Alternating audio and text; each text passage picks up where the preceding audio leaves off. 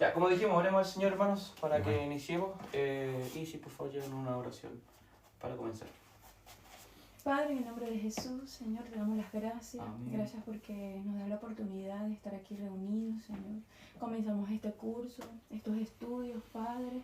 Danos la sabiduría, danos el conocimiento, Señor, para poder aprender todo lo que es el significado de tu palabra, Señor. Dale sabiduría a Andrés, que está comenzando. Que seas tú a través de él, Señor, enseñándonos todo lo que necesita nuestro corazón y nuestras vidas, Padre. Que permite, Señor, que nos pueda enseñar con amor, con compasión, Señor, y que tenga paciencia de nosotros, Padre. Se lo pedimos eternamente agradecido por todo lo que usted permite para que nosotros podamos aprender, Señor, y que podamos bendecir a otros, Señor. Gracias, Dios, en el nombre de Jesús. Amén. Amén. Amén. Es lo de la paciencia, ¿verdad? No, yo encantado de, siempre como les digo, hermanos, encantado de poder, de ayudar, si para eso estamos. Ahora es clase, así que ahora ya podemos profundizar mucho, podemos conversar con mayor libertad. Aviso al tiro que no nos vamos a sujetar a una doctrina, vamos a conversar mucho, de mucha teología, vamos a pasar tanto incluso por los primeros, que es necesario pasar por un poquito de historia teológica, así que vamos a meternos sí o sí con la patrística, un poco más abierto a ese tema, pero es necesario para ir comprendiendo todo esto, ¿ya? Respecto a... Sí, ahí está. Ya, lo primero que entonces tengo que explicarles, hermanos, es que el ramo que van a tomar ustedes son es un semestre, que es el segundo semestre, ¿ya? De este se le dio la oportunidad para comenzar, y dentro de aquí, de este segundo semestre, van a poder tomar cuatro ramos. Dentro de ellos el primero es teología, ¿ya? Teología sistemática. Y el teología sistemática se divide, me parece, no sé si en dos o tres, no me acuerdo la malla, pero parece que está uno, sí, son tres. Dos y teología sistemática 3. Cada uno de estos están dentro del semestre como un ramo de teología sistemática 1, después nos toca teología sistemática 2 y después teología sistemática 3, ¿ya? Eso por un lado en el segundo semestre, y tenemos que elegir un ramo adicional, un cuarto ramo que recomiendo en este caso podría ser introducción al Nuevo Testamento, ¿ya? Y que ahora sí, va junto con introducción a la Biblia. En un ramo se toman las dos introducciones, ¿ya? Recomiendo muchísimo comenzar así porque si vamos a partir por un orden ya el próximo año con ¿Todo quién eso más. tenemos que escribirlo? No, mi hermana, solamente es importante que lo entiendan. Ya, Esto es específico para los alumnos, ¿ya? Mm. Quien después, aclaro que obviamente el otro año se va a seguir obviamente difundiendo más el tema del instituto, y junto a ustedes ya van a llegar alumnos nuevos. Entonces, lo importante es que ustedes tengan claro qué ramos ya están tomando, porque no los van a tomar de nuevo, y estos se van a quedar validados con las materias del pastor juez, ¿ya? Así que eso es importante. Quien desee después seguir estudiando, por supuesto que sí, puede hacerlo. Mi hermana Marita, encantado de que participe con nosotros. Esto es gratuito, como les dije. Ahora también aclararle, solo que no se va a titular como los hermanos que sí se van a titular bachiller en Biblia, y se van a titular después, no sé, un diplomado en estudios bíblicos, y después ya la licenciatura en teología, ¿ya? Esa es la diferencia, es lo único. Pero mi hermana, bienvenida es al curso, Gracias. ¿ya? Así que encantado yo también yo soy el profe, así que quien tiene que autorizarle soy yo, y por supuesto que está autorizado, ¿ya? Eso, esto es privado, ¿ya? Es particular, no es de materia, no, que es obligación de que el hermano Andrés tenga que hacerla en la iglesia, no, esto es simplemente, primero que todo, porque conozco al pastor Joel y a él le estoy haciendo estas clases, y la hago porque obviamente me apasiona también, ¿ya? Así que eso, habiendo dejado claro las reglas del juego, ¿se entendió lo respecto a los semestres? Recuerden ustedes, bueno, no sé cómo lo van a ajustar después cuántos semestres son para titularse con el bachiller, que son, me parece, 6 años, ¿cierto? Y 3 años en Biblia. 3 años en Biblia. 6 años en bachiller, y la licenciatura en Biblia son 3 años, ¿ya? Y creo que después para la licenciatura en teología son 8 años, me parece. Son 2 años más. Qué mejor carrera que... ¿Ya? Por eso que la modalidad es más fácil, es relajada, pues. Son 2 ramos solamente por semestre, que deberían ser. Ya, entonces, vamos a partir este ramo de teología sistemática, pero de igual manera lo que voy a hacer ahora es introducirlo, voy a hacerle una clase que la que nunca tuve yo, que me hicieron una introducción a teología, una introducción en general para poder entender un panorama completo, ¿ya? Yo cuando entré generalmente al tiro con dogma, entré con Trinidad, me hicieron pebre, no caché mucho al principio cómo entrar bien, porque no tenía contexto. De repente, por ejemplo, hablaban de Atanasio, hablaban de Domiciano, y empezaban a hablar lo que postulaba cada uno respecto a la Trinidad, y eso fue para mí un caos. Así que ahora vamos a partir de inicio, vamos a ir explicando periodo por periodo, ya de la teología. Vamos a partir, por ejemplo, como ven aquí ustedes, desde el principio. Esto quiere decir que desde, obviamente, la muerte de Jesucristo en adelante, ya se iniciaron muchos periodos teológicos que son muy requete contra importantes para nosotros los teólogos. ¿Por qué? Porque aquí en cada fecha, dependiendo de donde sea, empiezan a surgir teólogos en los cuales van aportando luz a todo nuestro canon bíblico, van aportando a la doctrina bíblica, van aportando muy buenos comentarios, van añadiendo y fortaleciendo la fe. ¿Ya? Entonces vamos a ir viendo uno por uno. Por ejemplo, aquí tenemos lo más conocido, son 5 periodos en los cuales tenemos la teología sistemática. Ahí está mejor. ¿Ya? Estos 5 periodos parten con los primeros años y se llama el periodo de la patrística. ¿El periodo? De la patrística. Este periodo es un periodo que parte desde el año 50 aprox, pero generalmente ya desde la muerte de Jesucristo en adelante, ya surgen muchos acontecimientos importantes. La patrística generalmente ocurre, como dije, de este periodo de la muerte de Jesucristo hasta el año 500 aproximado. Ya son 5 siglos en los que se ve este periodo. ¿Ya? Este periodo está cubierto, que es el que vamos a ver hoy, y solamente vamos a alcanzar a ver hoy este periodo en profundidad, mejor dicho, parte de este periodo porque es muy extenso.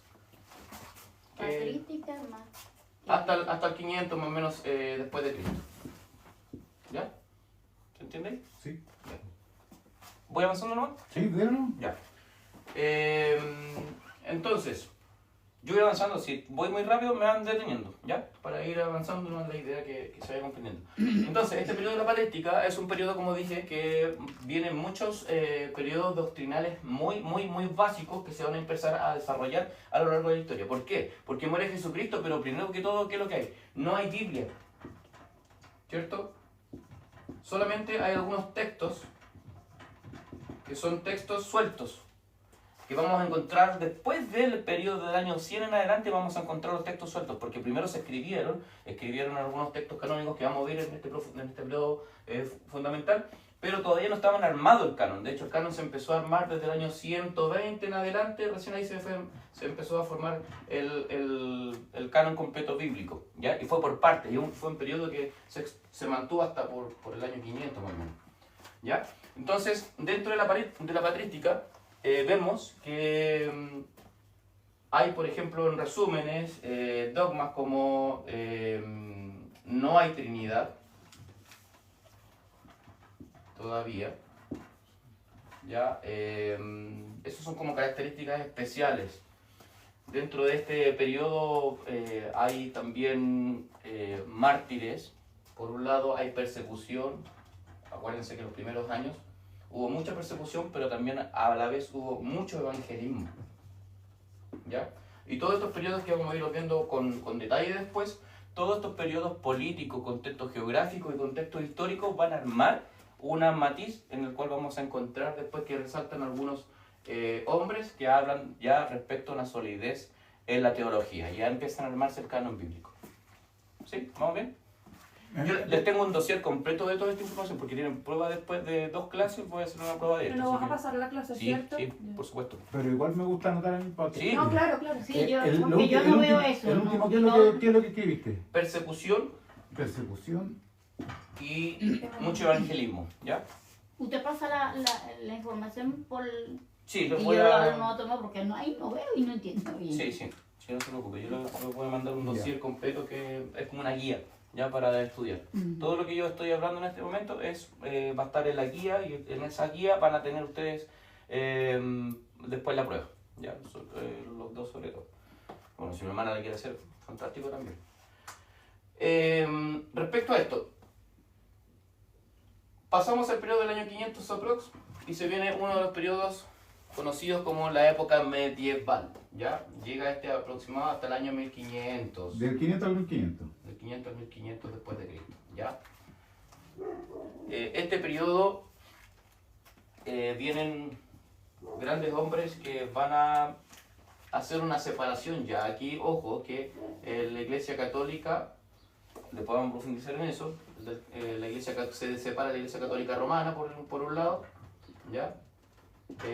Por acá se separa el judaísmo por otro lado. Y vamos a ir viendo por qué se separan y cómo se separan. Muy entretenido a los que les gusta la teología. Y ya aquí empiezan a verse luces del cristianismo como tal, cristianismo protestante, ¿ya?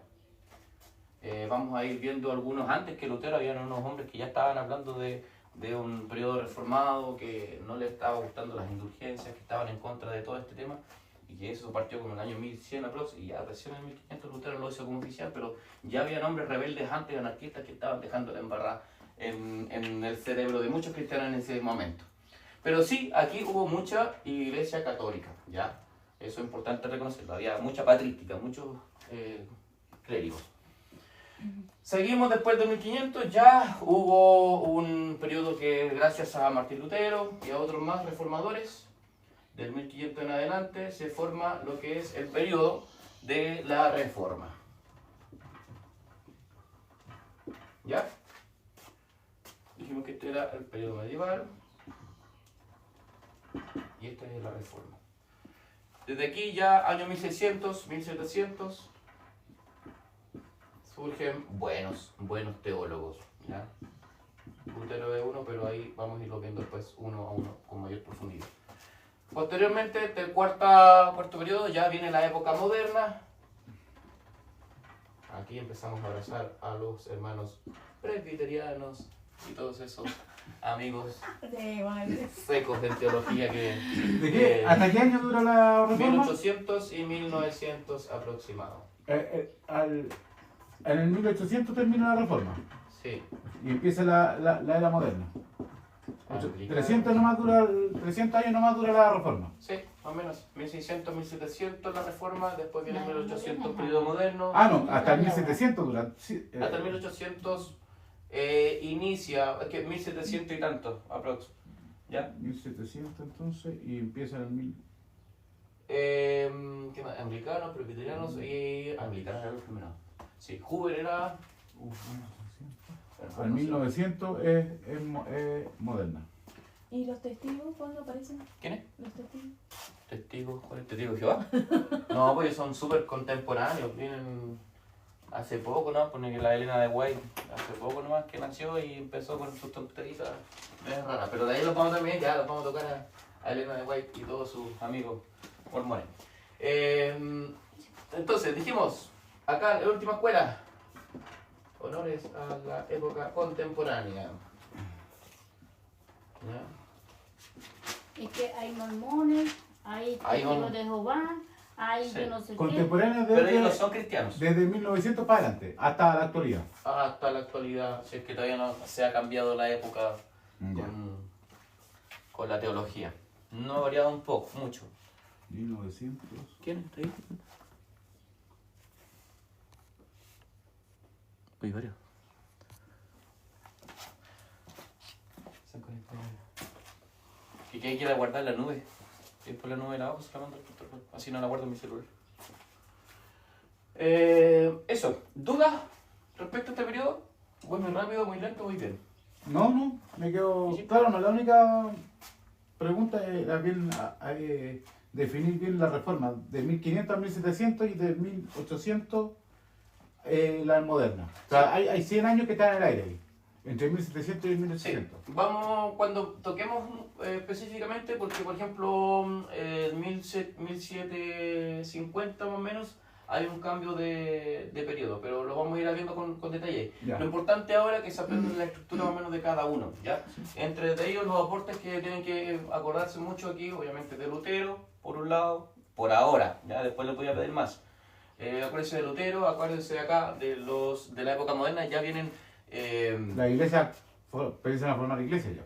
Sí, se forman las denominaciones, entonces ahí ya empiezan, por ejemplo, surge... Bautista y todas las denominaciones que están ahí.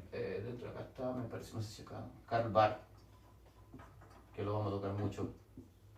Es un teólogo digno de respeto. Contemporánea acá, obviamente ya tenemos un poco más de la teología de la liberación, que tenemos a Immanuel Kant, varios de los buenos, ay, no me recuerdo el nombre. Pero vamos a ir profundizando ahí, vamos de a poco. ¿Ya? Después, igual dentro de esta época contemporánea, también por otro lado, los católicos, teólogos católicos, tienen una teología que se llama teología latinoamericana, que es un poco también bastante importante de no dejar de ver, ya que habla mucho de la justicia social y la justicia de la pobreza, que dejan a Dios también de un mano. ¿Entre cuál va o abarca varios de las de nosotros en los años? Me gustaría dejar la nota. ¿Cuál? La de los católicos. ¿Cuál de los católicos? Acaba de decir que los católicos tienen una teoría, una teología. teología. ¿Entre qué años más o menos cumple? La teología latinoamericana ¿Sí? Es muy nueva, más nueva. 2000. No. Sí, sí, es más contemporánea. 1900 ya parte con el Papa Juan Pablo II. Ya.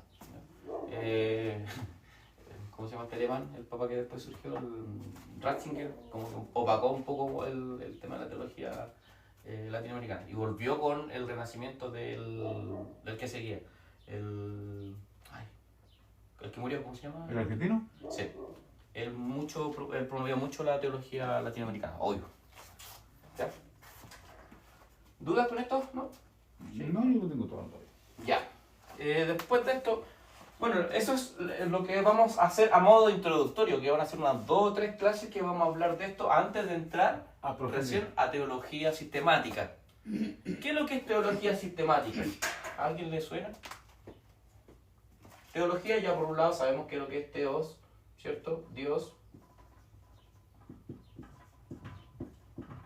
Y logia, o viene de logos. Que estudio. Ojo, la palabra logos surge aquí. Vamos a profundizar luego. Es estudio, ¿ya? ¿Y si se entiende? ¿Sí? Ya, entonces ahora, aparte de ponerle teología, viene teología sistemática. El ramo, ¿cierto? ¿Por qué sistemática? ¿Por qué crees tú, Isis, que es ya sistemática? Si no saben, no diga. No sé. Paso. Juan Andrés. No, entiendo que porque tiene que ver, supongo que tiene que ver con la misma palabra. Po. Sistemática tiene que ver con el sistema. ¿Cómo se creó? ¿Quiénes son los principales importantes, digamos, reformadores de la teología? Entiendo que esto es sistemático. Ya. Hay una controversia filosófica del tema que igual es bueno aclararla. Claro, efectivamente, como a mí me pasó, a mí me dijeron teología sistemática es Trinidad, Dios, Padre, Jesús, y cada uno de estos los veíamos de forma sistemática, cada uno en particular en lo personal. Mejor dicho, por ejemplo, una clase de teología trinitaria, otra clase de teología o neumatología, y se iba por categorías. Entonces, a teología sistemática muchos la atribuyen como categorías de la teología. Sí. ¿Ya? Entonces, vamos a estudiar, por ejemplo, soteriología, que es la doctrina de la salvación, o la teología de la salvación. Vamos a ver eclesiología, y por otro lado vamos a hablar de eclesiología en una clase. Entonces vamos a hablar de teología de la iglesia, ¿ya? A eso se le conoce comúnmente como teología sistemática. Sin embargo, al reducirla a solamente a categorías, para mí en lo personal, limitamos mucho la palabra sistemática, porque como dices tú, yo la enfoco, obviamente hablando de un dogma, pero el dogma en general tiene un contexto histórico también que es muy necesario irlo tocando. ¿Por qué se originó? ¿Por qué se habló de Dios Padre y a diferencia de Jesús? ¿Qué pasó ahí? ¿Por qué hubo un Padre? ¿Por qué había que aclarar que había un Hijo? ¿Por qué el Espíritu Santo? ¿Qué estaba pasando en el contexto que tuvo que declararse eso? Por ejemplo, en el Concilio de Nicea tuvo que definirse un Dios Padre, un Dios Hijo y un Dios Espíritu Santo. Porque es muy diferente esa forma teológica, que es una teología muy básica, sistemática, a lo que habla, por ejemplo, Karl Barth respecto a la interpretación de las Escrituras de una forma de saber si es la inspiración sagrada o no, si es parcial o absoluta. Entonces, eso es más que nada un contexto para ir definiendo bien de qué es sistemática. ¿Ya? Entonces vamos a ir, personalmente yo voy a tratar de aportar cuando hablemos de doctrina, como obviamente el plan de curso tiene que hacerse por categorías, pero vamos a ir enfocándonos en base a los primeros dos clases que le hablamos de la historia de la patrística y de cada una de las escuelas donde se tocó la teología sistemática. ¿Ya? Eso. Pero antes... Bueno, estaba hablando de qué es lo que es la teología, seguro. Entonces dijimos que la teología es, me adelanté, el estudio de Dios, ¿cierto? ¿Por qué es importante estudiar teología? Hermana... Para prepararnos. Para prepararnos, sí, por supuesto. ¿Por qué más es importante estudiar teología? ¿Por qué el cristiano tendría que tener necesariamente estudios bíblicos? Saberse preparar. Porque no tenemos que tener una fe ciega, tenemos que tener también una fe con conocimiento. Es importante saber a qué Dios adoramos, a qué Dios servimos, para qué Dios trabajamos. No es solo decir, Dios me cambió mi vida, pero ¿quién fue el que te cambió la vida? ¿Cuál es ese Dios? Entonces es importante. Exacto. ¿Qué más podríamos decir de la teología?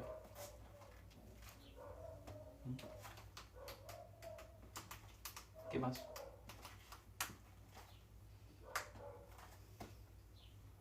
Dijimos que mi hermana Maritza dijo que Para prepararnos. para prepararnos. Prepara al hombre, ¿cierto? Dijo Juan Andrés, resumen. El resumen de lo que yo dije era que para tener conocimiento de a qué Dios trabajamos y a qué Dios servimos. Conocimiento de Dios. Con razón, ¿cierto? Con razón. Ya. ¿Qué más Isis nos puede aportar por qué estudiar teología? A ver, No veo. ¿Y con los lentes tampoco? tampoco. No. Hay que actualizar el lente. Sí tengo que ir, pero eso va en noviembre. ¿Por qué es más importante? También es importante la teología. Pienso que es para saber todo lo que es Dios, Jesús, todo lo que conocerlos, pues, a ellos, pienso. Conocer.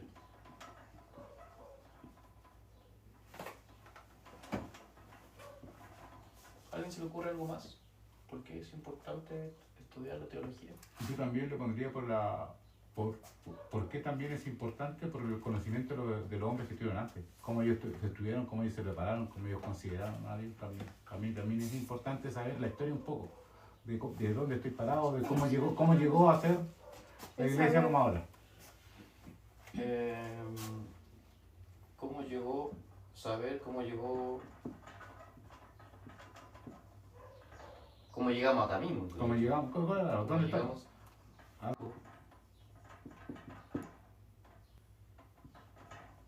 Como por ejemplo, comprensión lectura para las escrituras o para la Biblia. Sí. Si no tuviéramos comprensión lectora,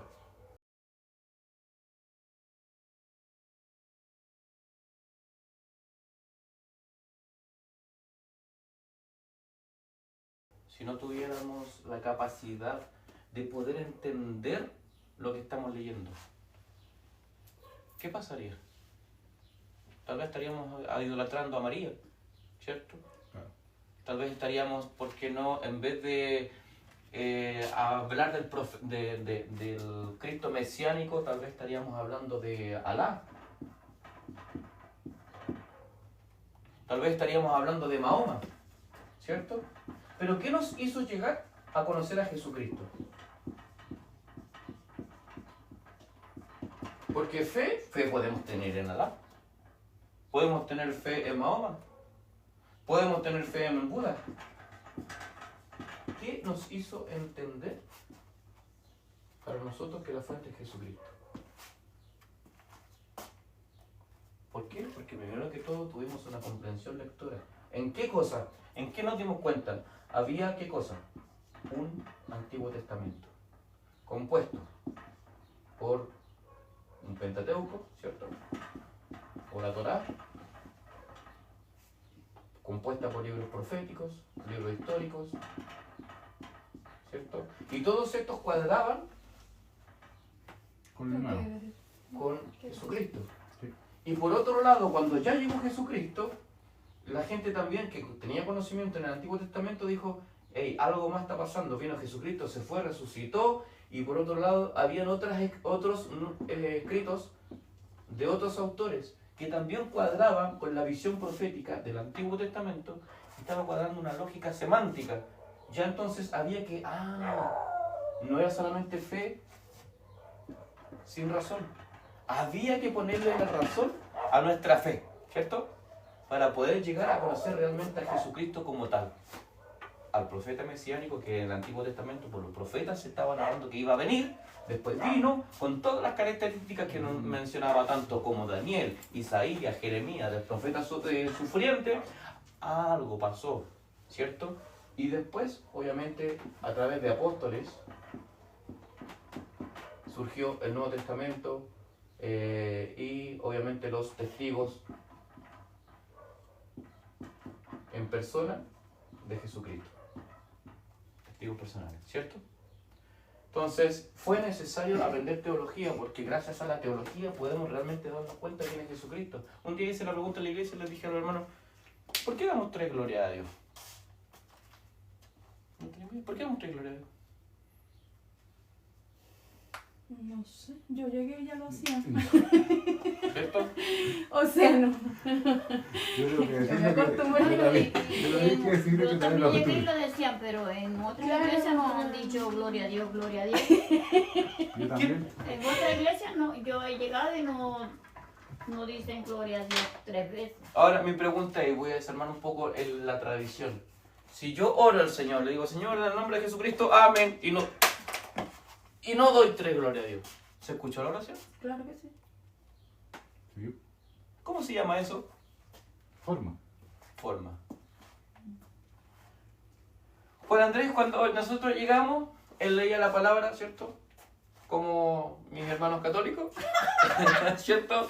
Un versículo él, un versículo la A mí así me gusta congregación. la iglesia como Sí. se desordena Se mucho, desordena. pero me gusta que sea una lectura intercalada, pero tiene otro nombre, no me acuerdo bien cómo es. Alternada, Ah, ya. Alternancia. lectura alternada. Entonces, y después, yo me acuerdo cuando llegó el pastor Charlie, yo se leía la palabra y dijo, vamos a leer la palabra del Señor. Y cuando llegaba, todos se paraban. Y yo no. Eso sí lo hacíamos. Se paraban, ¿cierto? Sí, nos levantábamos. Claro. Entonces, yo me pregunto, una persona que estudia teología, ¿su fe radica en esas cosas? No. No, porque pienso que son como normas, así Como que normas, se formas, reglas, formas. formas de que... Claro. Pero, no. Pero una persona No que es no doctrina, estudia pues, teología, no es doctrina. ¿cierto? Y que recién viene llegando, le va a costar separarse de esas cosas, ¿cierto? Le va a costar quizás a lo mejor... Entender la diferencia entre forma y doctrina. Claro, porque a lo mejor si no lo hago, poco menos que el Señor no va a escuchar, si después no doy tres gloria a Dios. ¿Por qué? Porque hay una fe sin razón.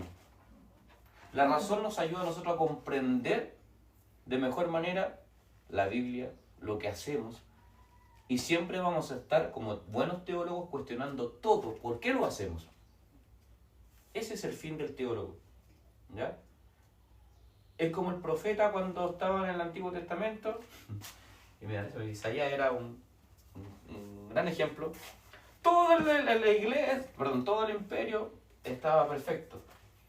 Llegaba Isaías, decía, "Ahí viene el profeta, el que no habla de parte de Dios". Isaías ya llegaba enojado ya a corregirle al pueblo. Ustedes no han hecho caso, no se aferran a las escrituras, no se aferran a la palabra de Dios. Siempre era la voz que enseñaba o corregía lo que estaba muchas veces mal dentro del el gobierno.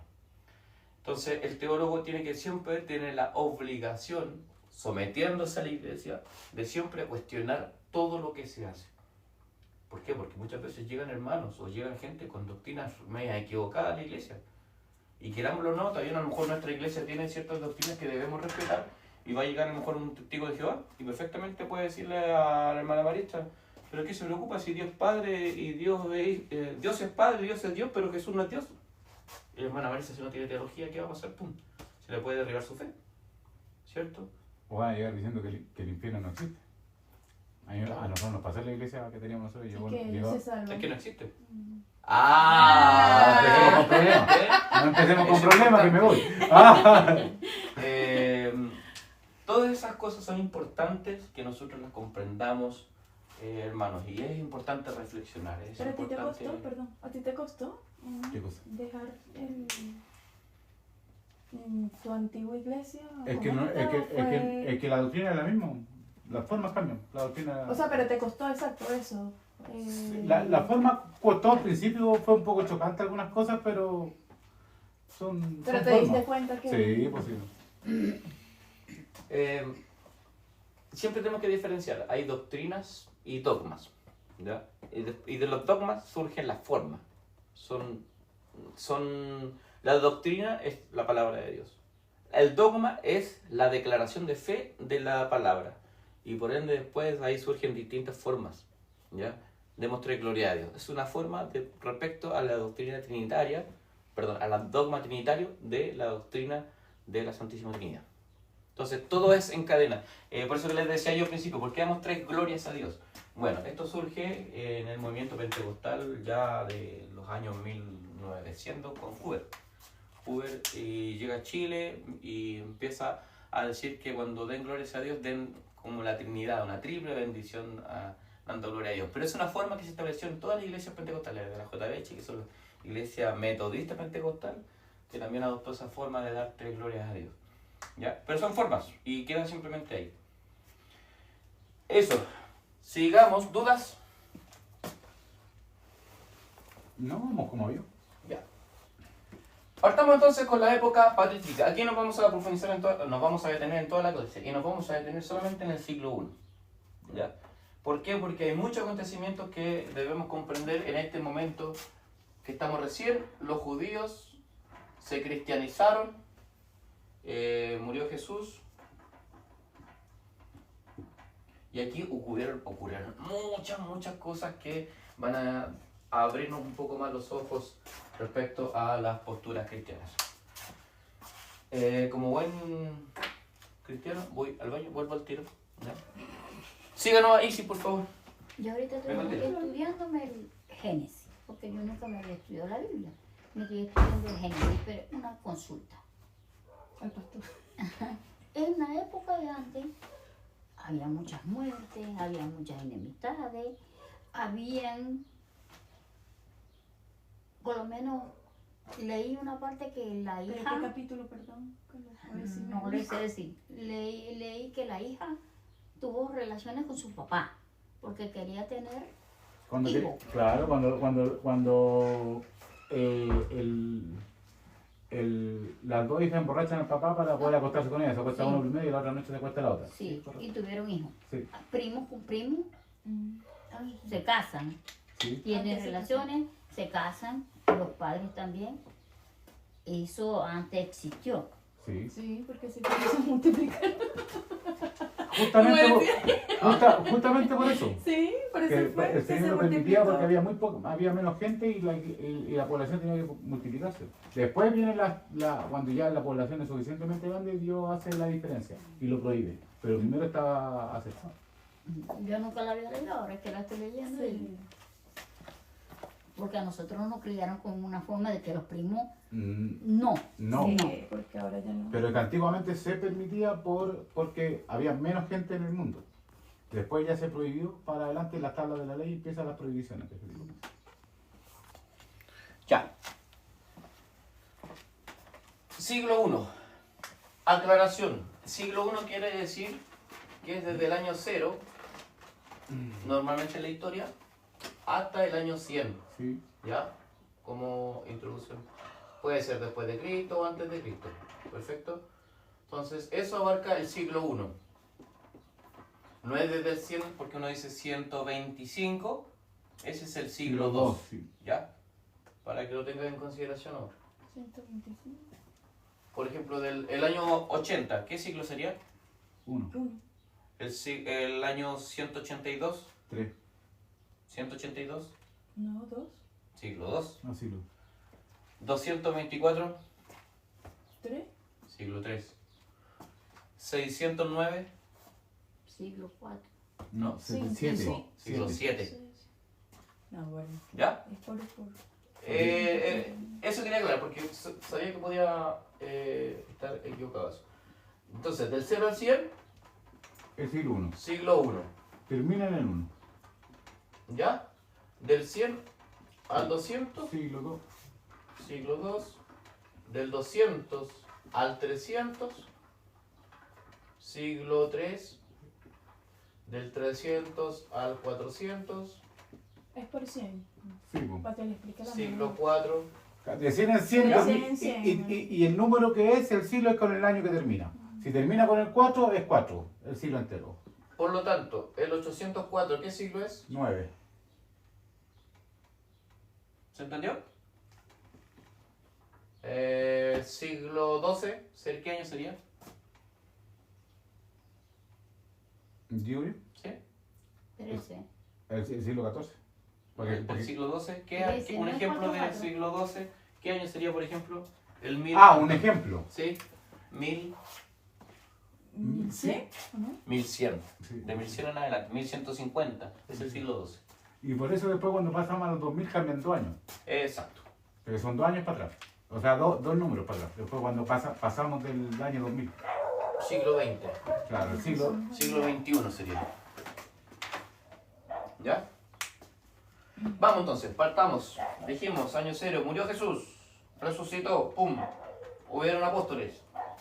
Empezaron a ocurrir aquí cosas. Vamos a ver el contexto geográfico y físico primero. Había en el siglo I, dijimos que del 0 hasta el 99, o hasta el 100. Ya, a ver, 100. Sí, 100. Siglo 100. Hasta el año 100, perdón. Judaísmo del segundo templo. El judaísmo en ese momento, quiero explicar eso, a qué se refiere. Recordemos que hay 2 templos en Jerusalén.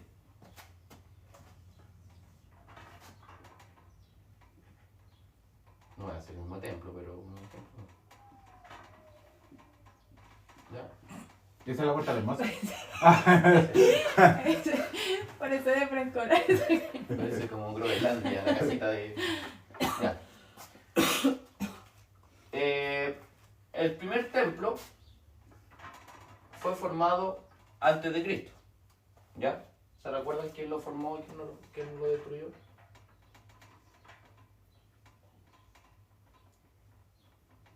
No me acuerdo. Pero sé que lo destruyeron varias veces y lo construyeron varias veces. Fueron dos veces solamente. ¿Ya? 2 veces. La primera se formó en el año 1950, antes de Cristo. ¿Eso va para la prueba? Sí. No el año, no me interesan los años, pero sí me interesa quién, se acuerden quién lo formó y quién lo destruyó. El que lo formó, ¿quién se acuerda? Es fácil. Era un rey, ¿Rey David? el que seguía. No, ¿Salomón? Salomón. eso no. ¿Ya? Salomón, acuérdate que cuando estaba David no había todavía el templo como tal, lo construyó Salomón. Salomón construyó el templo. Qué raro Salomón. ¿Y quién lo destruyó?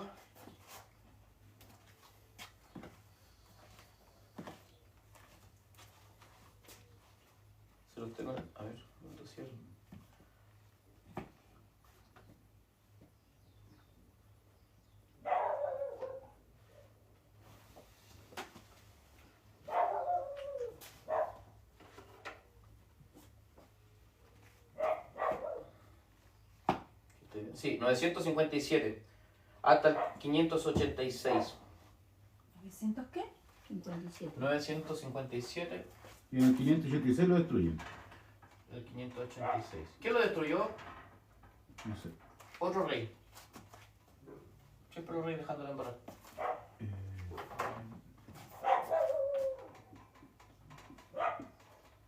Una pista. Ahí hay una pista. Ah, el que sale. ¿Quién es? Ay, no. Empieza con no te- Nabucodonosor y termina con Nosor. Nabucodonosor. Nabucodonosor. Yo pensé que era el otro. Nabucodonosor. Nabucodonosor. ¿Ya?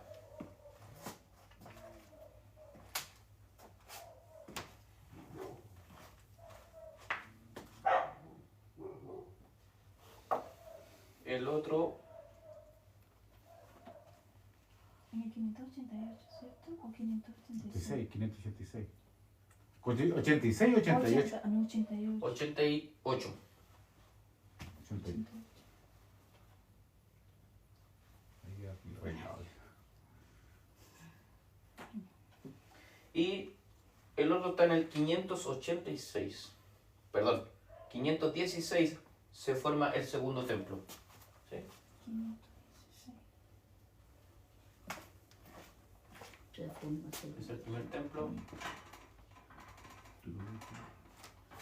Después vamos a ver por qué es tan importante esto. Vamos a introducirnos. Estamos haciendo introducción recién introducción. Ya, entonces, dijimos, bajo el reinado de Zorobabel se forma el segundo templo. Yo soy pésimo para la fecha, por eso que tengo que buscarla. 500, ¿cuánto dije? 16. Zorobabel. Acuérdense que los judíos en este momento ya no estaban en Jerusalén, estaban deportados y Zorobabel Sí. los dejó ingresar nuevamente y les permitió construir el segundo templo. Sí, pues Nabucodonosor, de ahí fue que destruyeron a todos los judíos, los separaron, a todas las 12 tribus las mandaron. ¿Qué acontecimiento había con Nabucodonosor? ¿Ah? El acontecimiento ¿cómo se le llama eso? ¿Se recuerdan, no? Está como profecía incluso. Sí, no me acuerdo cómo se llama, pero lo estudié la otra vez yo. Cuando él llega y desparrama a toda la gente que dice la huida y separa a toda la gente. Tiene un nombre, ¿cómo se llama? La caída de Babilonia.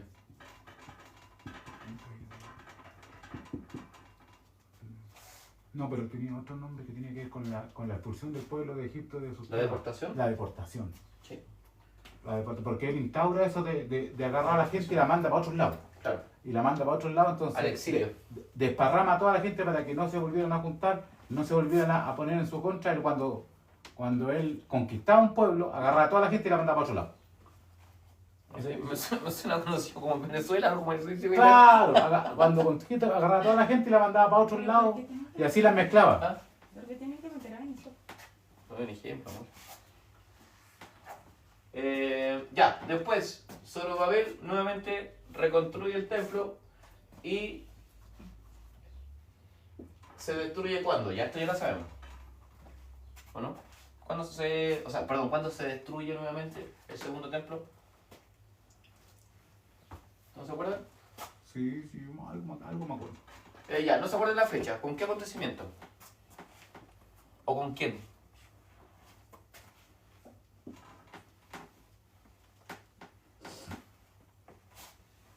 ¿Con Jesús? En el 70, después de Cristo. Lo destruye. Yo la fecha la tenía clara. Yo la fecha la tenía clara porque la vi y lo estudié. Sí, Se destruye en el 70 después de Cristo y lo destruyen los romanos. No. ¿O sí? me suena. Nerón, Sí, porque era un emperador romano. sí. Pero no fue Roma. O un contexto. Lo vamos a ver. Nerón. No, dejémoslo por ahora como Nerón. Vamos a discutir por qué Mira. es un conflicto interno. Un conflicto interno. No fue de arriba. Judíos con. No. Fue ahí del pueblo. Acuérdate que tenían que escalar para poder. ¿Por qué después nuevamente se instauró ya y se respetó a los cristianos? Porque era un acto de perdón por parte del gobierno. Acuérdate que después en el 313 inicia nuevamente, perdón, en el 300 surge un emperador que legaliza el cristianismo. Sí. Y no es porque se haya convertido en loco, no es que era cristiano.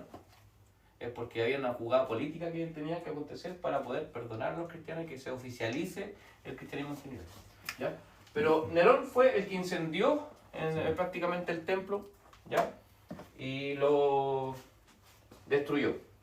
70. Sí, después de Cristo. 35 años después de la muerte de Cristo.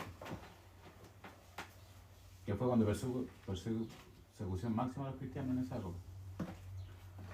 ¿La persecución? Sí. No, fue... Después hubo una persecución máxima, todavía no. Todavía estaban...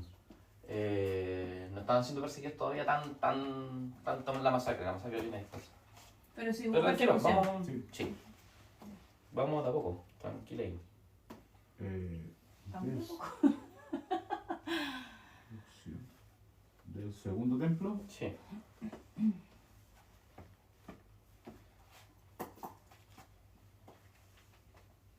Por Nerón.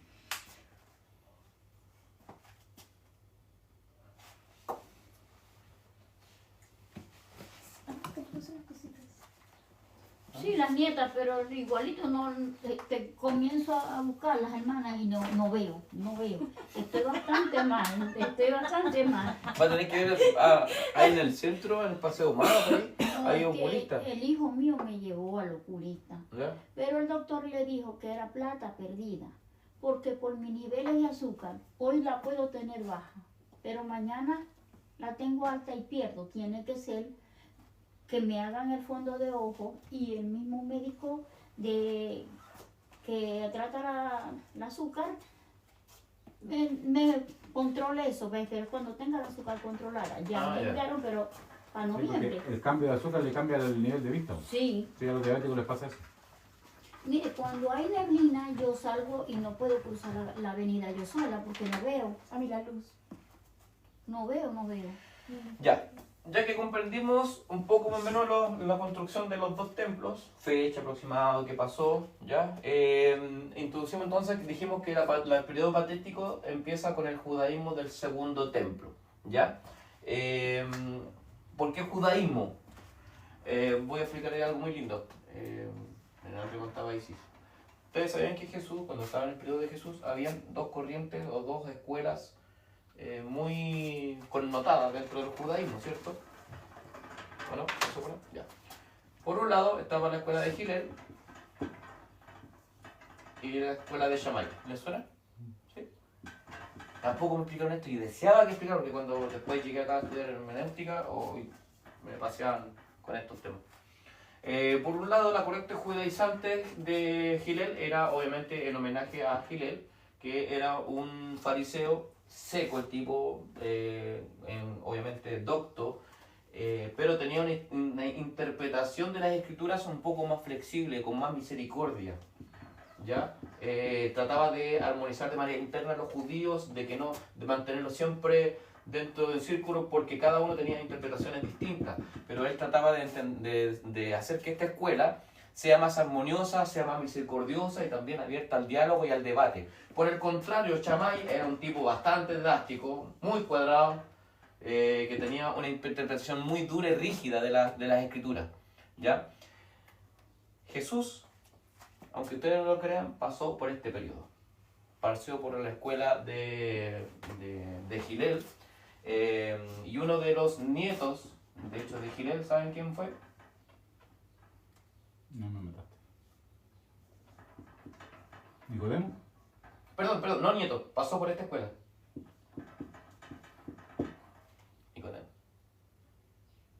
Nicodemo tuvo la escuela de Hillel. Era un fariseo de la ¿Hubiese escuela sido de Shammai? No. Querían bajar. Por eso que Nicodemo tenía la capacidad de reflexionar, tenía la capacidad de interpretar distinto a como Shammai interpretaba la escritura. Entonces aquí te das cuenta que Nicodemo se le acercó y le decía, pero ¿cómo tenía esa capacidad de reflexionar? Para el judío Shammai, de la escuela de Shammai, no le iba a interesar esa interpretación, ¿ya? Tengo una consulta que Dígala aquí. Hillel se escribe con doble L, E-L, ¿cierto? Sí. Ah, ya, Sí, para que diga. creo. Sí. Eso no. Bien. Ya. Ahora, por otro lado, adivinen, también les doy más sorpresas. Por ahí, por el año 50, después de Cristo, alguien más pasó por esta escuela. ¿Saben quién fue? ¿A quién se les puede ocurrir? Tírenme el nombre al aire. De los años 50 después de ellos tiene que ser Pablo. No directamente. ¿Ah? Pero ¿quién era el maestro de Pablo? Era... Te lo dije. Si uno ¡Me lo dijo! Ya, vamos. Pero no me recuerdo. Es Es un nombre raro. El maestro de Pablo es... No me acuerdo, pero es un Ay, nombre sí, raro. yo estoy estudiando a Pablo. Pero Bueno, dilo porque ya no me acuerdo el nombre. No era con inglés. Sí, era con G. Es Gamadiel. Gamaliel. ¡Él! Gamaliel primero. Miren que lindo, aquí hay algo muy especial. Porque Gamaliel no era el judío que nosotros creemos el tirano para todo. Gamaliel tenía escuela de Gilel. ¿Qué significaba eso? Que luego también le enseñó a Pablo misericordia, le enseñó, ojo, le dijo con esos cristianos, persíguelos. Pero por otro lado, estúdialos. Gamaliel le Pero enseñó, Pablo era más chamay que Gil, tengo que decirlo. Ahí según lo que está. hemos escuchado. Pero para llegar a reflexionar, por ejemplo, la carta a los romanos, obviamente tiene interpretación, si está hablando de gracia, está hablando de la ley y está hablando del nuevo pacto y del antiguo pacto, del nuevo pacto. Pero ¿me quieres decir acá que Nicodemo formó la escuela? No, Gil No, la no. formó. Que Nicodemo pasó... Viene de esa escuela. Sí, viene de la escuela de Gilel. Se dice, según todos los expertos eruditos que han investigado, dicen que Nicodemo, aparte de ser un hombre rico, era un hombre que pasó por la escuela de Gilel.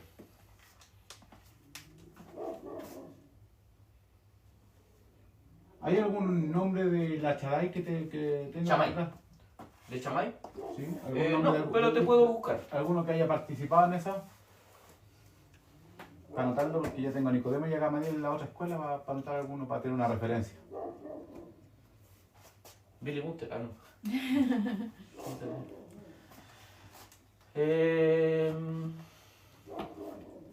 Pucha, un nombre.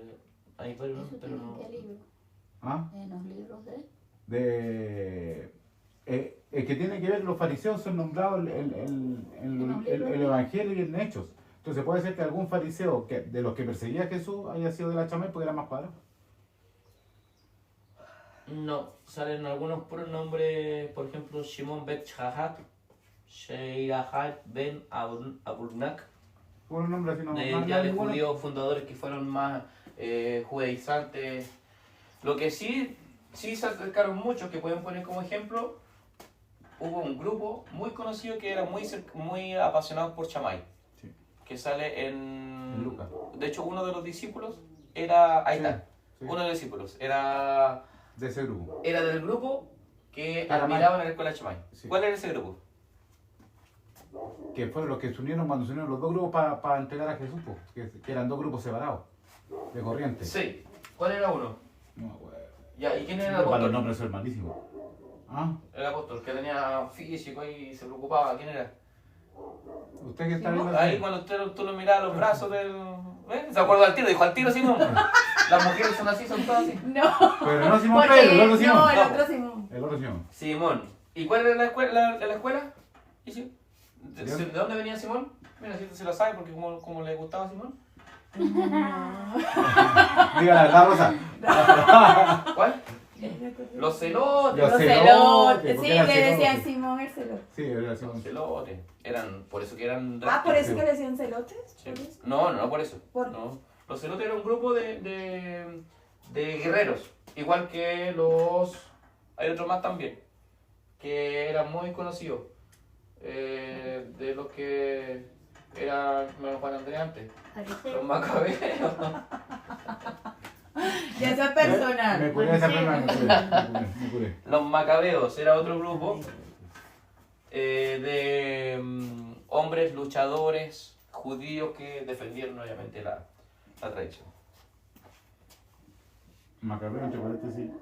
No vamos a decir nombre, lo estoy mirando. ¡Ah! Ahora él. Macabeos. Sí, era un nombre raro, ¿verdad? ¿Estamos? Ya, ahora que nos introducimos con el segundo del templo. Oye, estamos recién ahí. Todo lo que tenemos que ir a buscar. Vamos viendo. Entonces, dijimos por conclusión, por un lado Jesús tenía influencia, porque tenía que tenerla, o de Gilel o de Shammai, y obviamente aprendió la escritura, la Torah de chico, estuvo siendo Sí. judío, entonces alguien tuvo que enseñarle a Jesús. Y por suerte pasó por la escuela de Gilel, que es un poco más movido a misericordia. ¿Ya? ¿Pero qué hora es? ¿Qué hora es? Porque por la hora podemos hacerlo después en videollamada, el resto, ¿no? O en la semana, ¿o no? Como quieran. No, Ustedes mandan. sí, No, yo démosle, digo sí. por la hora, pues. Son las 6:15 recién. Ah, ¿Quieren hacer un break, un cafecito? No, si quiere nos tomamos café, pero sin break porque Sí, para no perder o tiempo. ponemos la agüita y nos tomamos café acá. ¿Sí? ¿No? No, no quiere. Ya, bueno. Entonces no. ¿no? Sin café, digo la verdad. Digo la palo seco, digo. ¡Ah! Un café. Señor, toca el corazón, señor. A ella no le gusta hacer mucho café. No le gusta servir el café.